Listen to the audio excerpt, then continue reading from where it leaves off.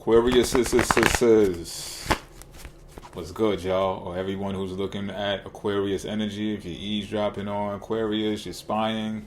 If you just want to know where to apply that Aquarius energy in your natal chart, this is the reading for you. And this is going to be a career reading. Not only that, it's going to be relative to people going on a spiritual path, meaning they're going to shift into a spiritual career.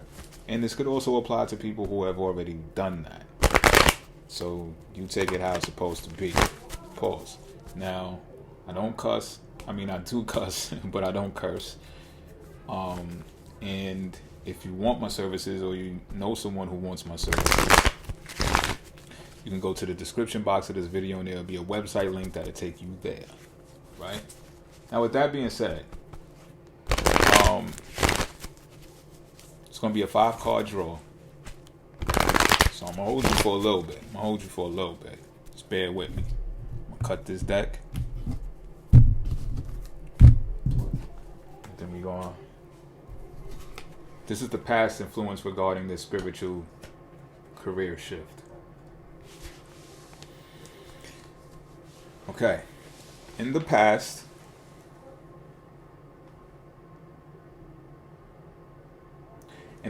you felt like fate would have it that your career and maybe even your life journey was going to be comprised of, it was fated. Like it wouldn't go any further than you seen it going. And when you looked at how much you were carrying when obtaining that viewpoint, you was like, man, fuck this. Like, this shit ain't worth it. This is all I have after doing all that I have.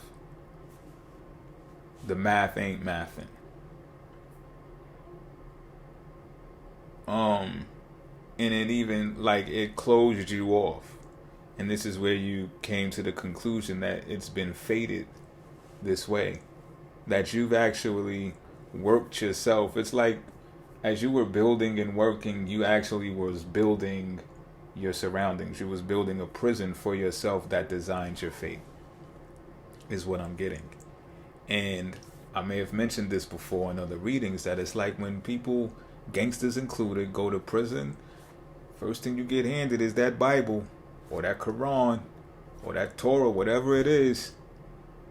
And then you start to determine what's important in life, or what's more important in life. So this description that I'm giving, I don't get that this is the person that has even been to prison, maybe not ever been to prison, but has instead built their own prison and is now in that situation where they're searching on spirituality to get out of that rut that they've put themselves into. You understand? So you might got tea and crumpets, you know what I'm saying? You might got coffee and cream and all kind of shit in your jail, you know what I'm saying? You built the motherfucker. I ain't saying it's the worst thing in the world, but when you look at how your fate is designed, you looking at this shit like, man, come on, I wanted more out of this. I thought it was gonna be something else, you know? And there's this adventurous side of you that's bubbling up. It's like fire bubbling up inside you. And it's like, yo, come on. I could change this shit around, can't I? And that's where your past influence has come from, for making this shift into a spiritual career. Now, let's see what the present influence is, because we can get more clarification and more insight into what's going on here. We got the 6 of Cups, so there's some type of spiritual, emotional vibe attached to this. Okay? You may have been more spiritual as a kid, and people knew that shit. And not only that, you reflect on when you were that way as a kid, you were gifted because of it. You were gifted because you were gifted in a spiritual sense. So these childhood memories are returning, and it's like you hit the floor running, perhaps. I'm getting somewhere around a young age. I don't mean young, but somewhere around a young age where you hit the floor running into this career life, and you found out it's not what it's all cracked up to be. Okay? So this has you reflecting on those times in your childhood in the present moment, you're reflecting on those times in your childhood when everything was so innocent like, and you were basically speaking without thinking, connecting with people without thinking about what you were going to say or how you were going to say it to them. You was just this creative kind of a wild child that just had innate spiritual capability. So it's like you were doing that. It reminds me of the story of Jesus, not to be so cliche, but I'm just keeping it a being. Like when Jesus was like 12, running around and just telling motherfuckers what it really is. Jesus was running around keeping it a being at a young age. And that was you. But once you entered this corporate world of the matrix and you got embodied and involved in a whole lot of other people's hologram to where you aren't the main player in the hologram anymore when you have your own hologram. So this is what has you influenced to do this now, because it's somewhere in your roots. You were in depth as a child, but you connected in a lovely way. It's not like they was like, stop talking about that shit or stop being like that around me. Nah. I think it's just something that happens when you get older, you mature a little bit, you think you're grown, but you're really not grown, but you want things, right? You wanted things and you knew the way to get those things was to take your ass to work, granted, right? But let's get back to your present influence. This is what has you presently influenced. Being gifted for being gifted. So you're like, well, maybe I could receive gifts as a grown-up too, for being spiritually gifted, for being emotionally in tune. There was an environment where I was welcomed and embraced back then. There's gotta be one now. Why am I in this prison? I pretty much answered the question, but what we'll do now is we'll draw a card that talks about the major influence regarding this matter. Something has you sad. Sometimes pain will do it, yo. Sometimes pain is one of the most powerful and greatest catalysts. I'm not encouraging anyone to go put themselves through no pain. Especially like grabbing a fucking meat tenderizer and slamming it down on your fucking hand or some shit. No. But I'm just saying, when it happens, it happens. Shit happens, you know? And your major influence right now is something that happened. And this may not be the deepest of pains, but it could be.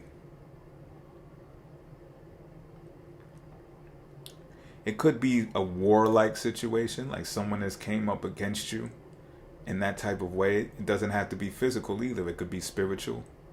It could also be vocal. It could be verbal abuse that puts you in a position of heartbreak, in a position where you had to embrace a change that you didn't. It wasn't something that you anticipated. This wasn't what you thought was in the cards.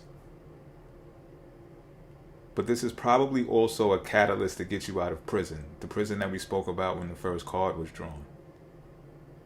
But what it has you doing is it has you isolating and embodying all of the pain, or all of the emotions, at least, that comes from this loss, because it is a loss, whether it's relative to an individual, to a group of people, to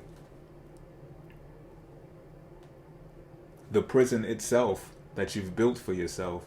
You know it's a loss, and you feel like you need to look at that in order to make this change, make these power moves, to bust these dope moves. It's kind of a step backwards, because we go from 10, this is all devolving, by the way. We go from the 10 to the 6 to the 5. Now we could look at this as a terrible thing, as hustling backwards, or we could look at it as the archer's bow and arrow. You know, you keep pulling back and pulling back and pulling back. You looked at your past and your childhood roots in order to develop this emotional spirit that you need to get out of the prison. And now you're looking at it even more. You're going back and you're looking at how painful it is to have to shed this shit, get rid of the people, get rid of the emotions, get rid of the pain, the atrocities. I don't know how intense and deep it was. So it's a pullback even more. This might set you off to go smooth sailing, to go for the stars, to shoot for the stars. But that's what your major influence is right now. So let's pull an advice card. Because I feel that you could really be,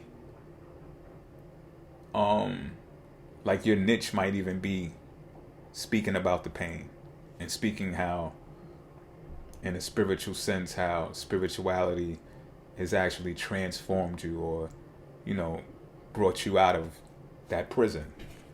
But here's the advice.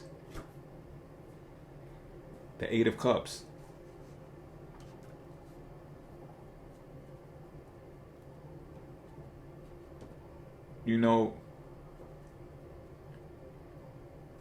Usually this is abandoning a career too, the Eight of Cups. Because it's kind of like cutting your losses, or it's kind of like you're not enthused anymore. It's bogging you down. It's mundane. So it's time to move on. Just cut your losses. Admit you've taken an L and go away. And if it was meant for you, it'll come back type shit. But what I'm picking up here is that this is a person who wants to make the spiritual transition or shift into a career, and is therefore leaving a career of another sort behind in order to do it. Because this is what I'm gathering. Now you make it, if it applies, then put it where it's supposed to be. But this is all cups energy, right?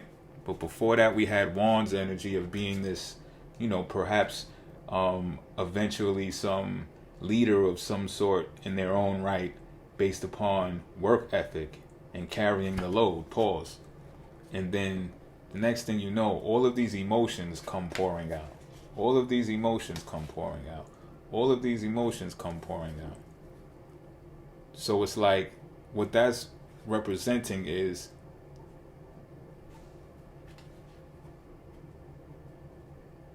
these emotions derived from this. Right? It's not saying to ignore them. It's like, remember them, because you forgot them while you were so busy working. See Saturn there? Working on your career. Forgot all about your emotions. But this is saying to leave, sure, it's saying to leave the cups behind, but it's to leave those cups behind that you were engaging with, of all the loss, and which you're most majorly inspired or influenced by right now. Okay? And this brings up a good factor that I want to highlight, because I am going to put my own astrological twist and advice on this, since we're at this point, is that the Aquarius symbol is the man pouring water onto the earth, right? And there's a bunch of cups here. That same water that's being poured out by the Aquarius is representative of a cup, although it's an air sign.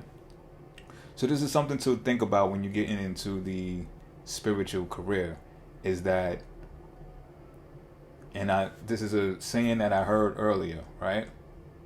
Someone said, I seen this online, I think it was on Facebook, they said, the reason why people betray you is because you tell the people that you love the truth. And I was like, what the fuck? Right? Because you felt like you loved them enough to tell them the truth. Why wouldn't you? Why would you want to keep it a secret from the people you love? And then what happens is they betray you? Oh, shit. So that's what this is like. And I'm saying this even more because this is the Aquarius age. And this is about knowledge. So the man is going to be filled with knowledge, and therefore speaking the truth of this age. What happens though is the emotions get the pouring, because, and this can have a positive effect or a negative effect. This can affect positively by people going back to their roots and remember when they were innocent, and remember when they were able to connect emotionally to an environment that was supportive of that, and they can say, you know what, I want to go back to feeling like a child again. Or it's going to come in a way that they remember these memories, all of the pain, all of the hurt, the times that they were done dirty. And with the pouring of those types of emotions, if they're not able to walk away, as this advice card suggests, have you seen people who are emotionally disturbed? You get what I'm saying? So as you being the truth bringer, bringing these messages of truth in Aquarius energy, what I'm talking about right here, just be aware of this. You don't know you're not sure of which type of response you're going to get from your messages of truth. So let's look at the outcome if you follow this advice of moving on from not only the career but the emotions of pain. I'm really getting from this the moving on from the emotional pain because you were disappointed in it and you're seeking the truth. So in seeking the truth, this advice is saying, and in seeking the truth, that's what has you take up a spiritual career. That's what I'm getting from this card. Now this is the outcome, should you take it. Holy fuck. That's the Hierophant, y'all. That's the spiritual master of the earthly plane. What more can I say? And it's going to bring changes. It's a 5 card. So although, see, this is the key to abundance too. This is the key to unlocking abundance with the 8 here. And it finally picks you back up from going backwards, right? Remember we talked about the bow going backwards. It shoots you forward into abundance when you leave the bullshit and the fucking thing behind, as the advice recommends. And then I'm gonna add all of these up. That's what I'm gonna do. 7, 12, 3, 11, 2. You may meet someone on the way. This is gonna make you that. This is going to make you that. Even if you meet someone on the way, that's going to make you that. You're going to have apprentices. You're going to have counsel. You're going to have students. You're going to have people who look up to you. And it's going to cause some type of change. But it's going to cause people to look inside of themselves and develop themselves. Take a good look at themselves and blame themselves. Stop pushing blame on who was there, who wasn't there for you. No chips on the shoulders.